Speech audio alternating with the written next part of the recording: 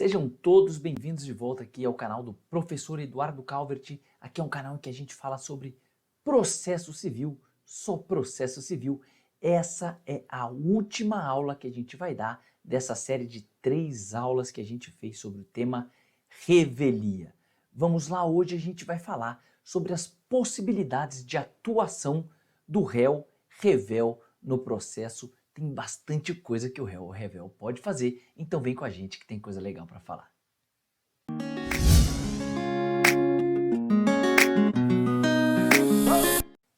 A gente já falou nas 2 primeiras aulas sobre os 2 efeitos principais da revelia. O primeiro é a fluência dos prazos independentemente da intimação do réu revel que não tenha patrono constituído nos autos.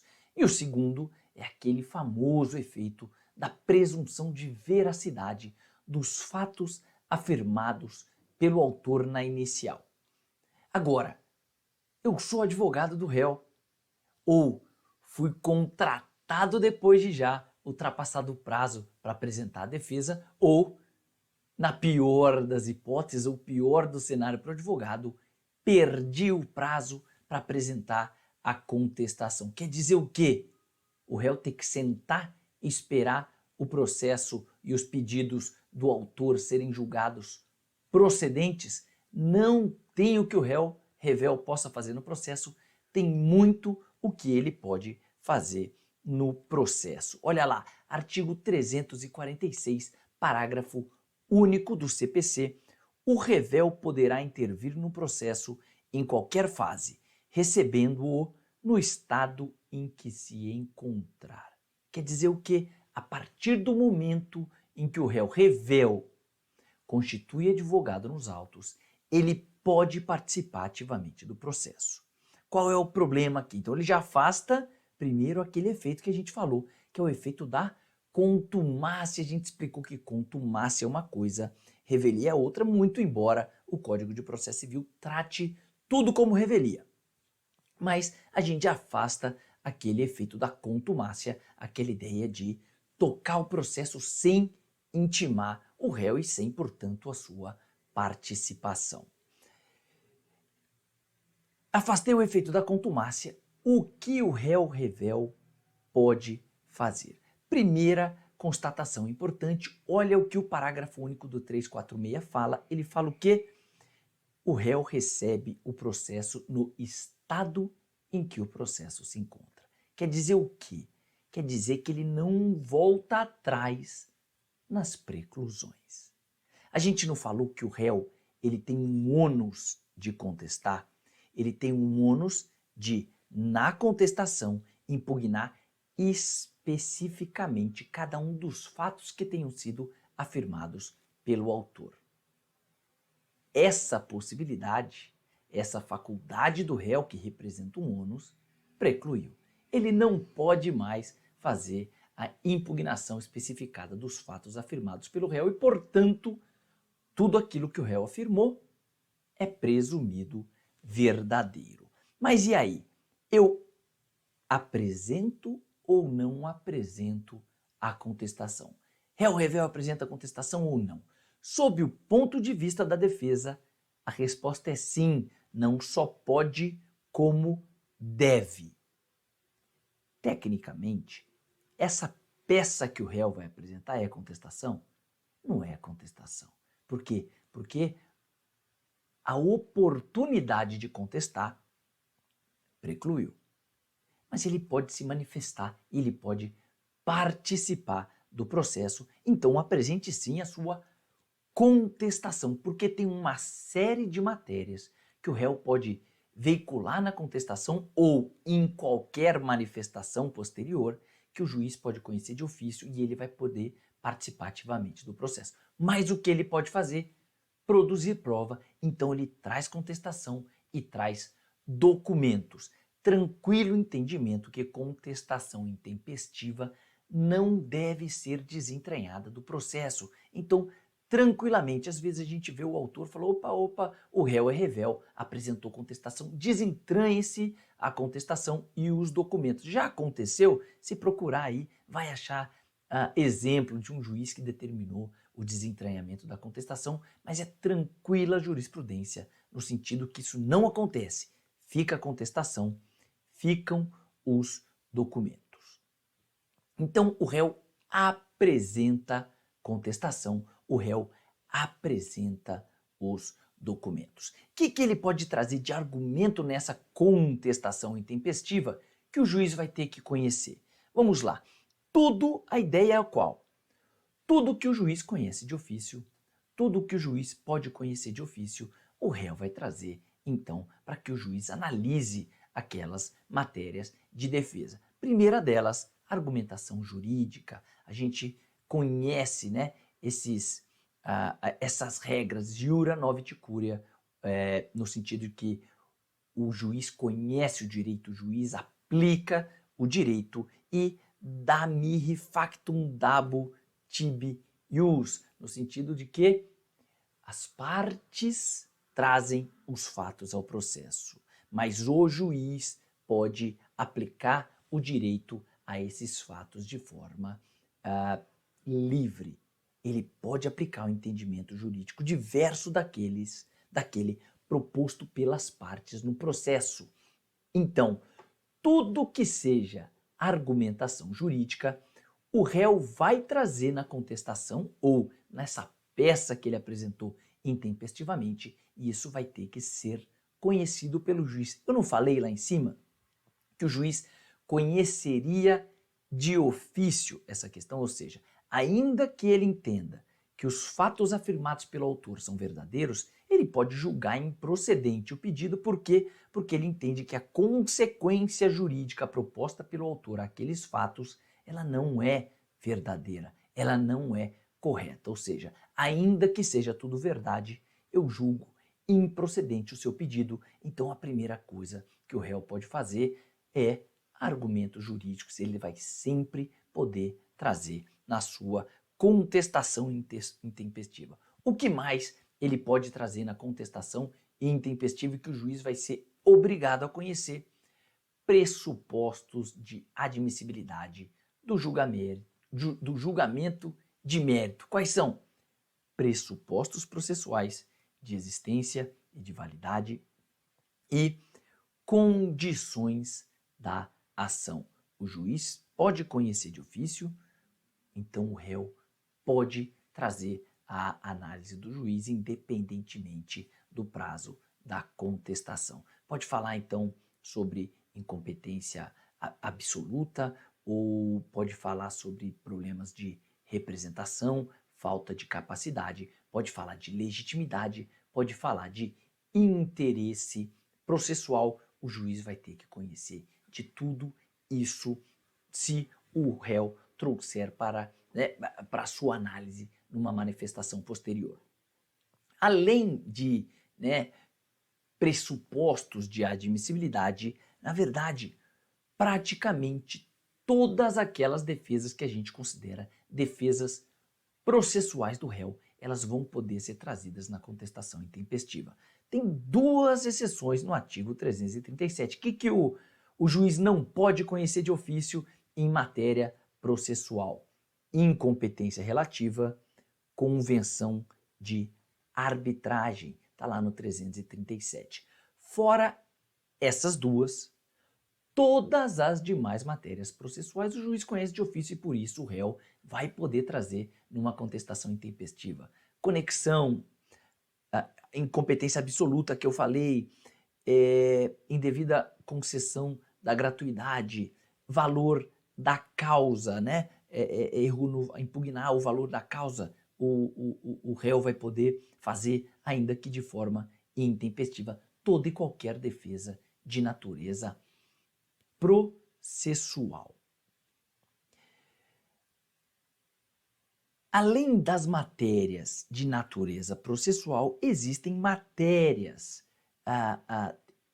de objeções materiais, matérias de defesa que podem ser conhecidas de ofício pelo juiz. Vamos lembrar, são as chamadas objeções materiais. A gente sabe, quando a gente estuda lá as defesas do réu, a gente classifica as defesas indiretas, que são aquelas defesas por meio das quais o réu ele traz ao conhecimento do juiz fatos novos, ele alarga então o âmbito de cognição do juiz, ele traz fatos novos. O 373, inciso 2º, vai falar que são fatos impeditivos, modificativos ou extintivos do direito do autor. O réu traz fatos novos para o conhecimento do juiz, são defesas indiretas de mérito. Essas defesas a doutrina costuma classificar em exceções materiais ou objeções materiais. E objeções são aquelas defesas indiretas de mérito que o juiz pode conhecer de ofício. Quais são elas? Essas aqui são as importantes: nulidades absolutas, prescrição, decadência e pagamento. Todas essas defesas o réu pode trazer ao conhecimento do juiz, mesmo que tenha perdido o prazo para apresentar a contestação. Fora isso, fora então as matérias de defesa, o que o réu pode fazer também? Isso aqui é muito legal. Olha só, o réu ele pode produzir prova. Ele pode produzir prova. Por que na prática é tão difícil ver o réu revel produzindo prova? Porque a dinâmica de julgamento de um processo em que há revelia normalmente envolve o julgamento antecipado nos termos do 355 do CPC. O réu, quando não apresenta a contestação, ele normalmente não tem advogado constituído nos autos e, por isso, uma vez que o juiz verificou a revelia, ele desde logo passa para o julgamento antecipado. Não dá tempo de o réu produzir provas, porque 346, parágrafo único, o réu pega o processo no estado em que ele está. Então, na maioria das vezes, o réu chega no processo, já tem sentença proferida, já tem sentença prolatada. Então, ele não vai ter oportunidade de produzir prova. Mas pode? Pode. Nesse exemplo que eu dei, por exemplo, da contestação intempestiva, eu perdi o prazo para apresentar a contestação. Tem advogado constituído, tem matéria de defesa, apresentei a contestação fora do prazo. E olha que isso acontece muito.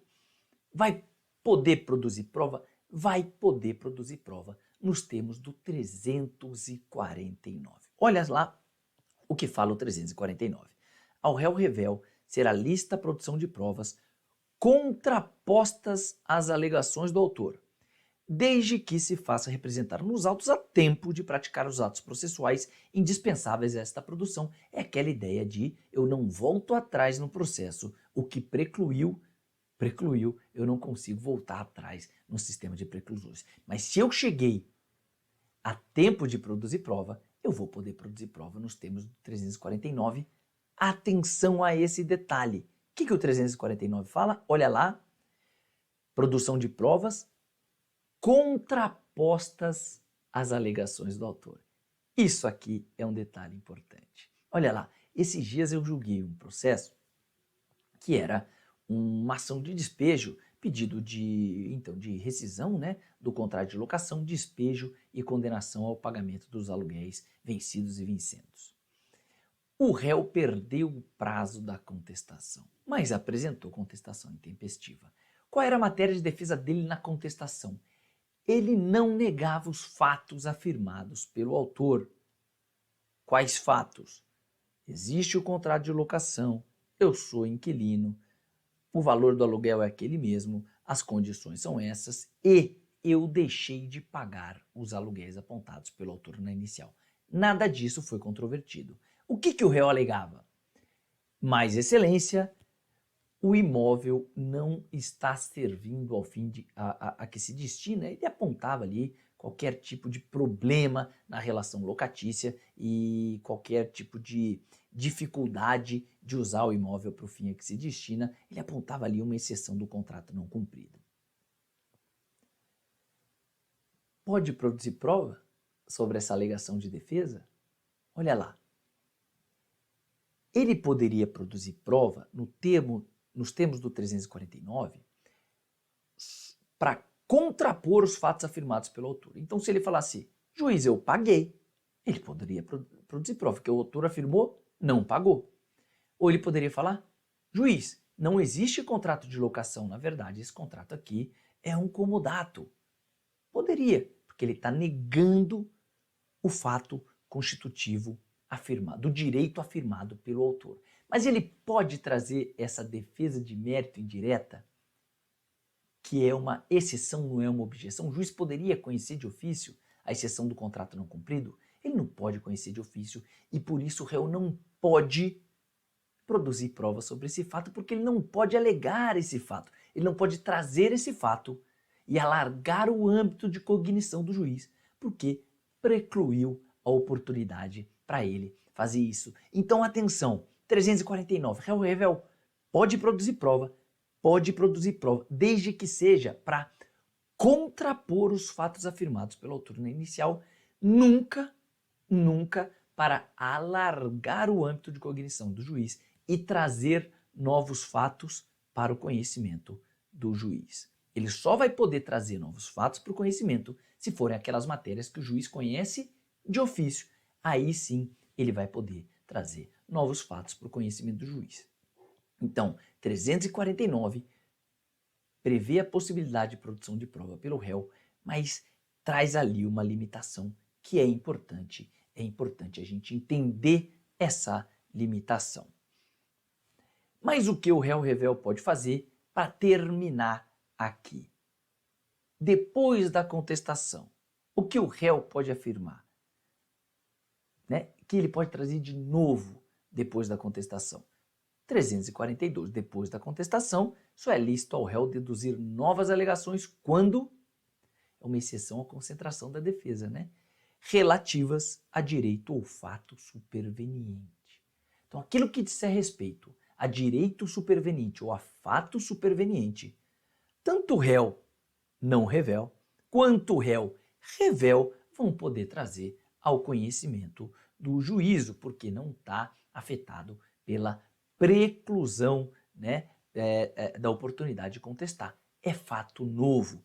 Só para o réu que essa regra beneficia? Não. Na verdade, fatos novos, eles podem ser conhecidos mesmo de ofício pelo juiz. E eles podem beneficiar tanto o autor quanto o réu. Está lá no 493 do Código de Processo Civil, depois da propositura da ação. Se, depois da propositura da ação, algum fato constitutivo, modificativo ou extintivo do direito influir no julgamento do mérito, caberá ao juiz tomá-lo em consideração de ofício ou a requerimento da parte no momento de proferir a decisão. Então, fatos novos sempre podem ser trazidos ao conhecimento do juiz, seja nos termos do 342, seja nos termos do 493, mas aí tanto para o réu quanto para o autor. E eram essas as considerações que eu tinha para fazer aqui para vocês sobre revelia. Foram 3 aulas sobre esse tema, é um tema muito bacana, recorrente, acontece todo dia isso aqui com a gente no processo civil e é muito legal então a gente tá ligado nesses detalhes, ligado nessas regrinhas. Espero que todos tenham gostado dessas aulas, 3 aulas sobre revelia.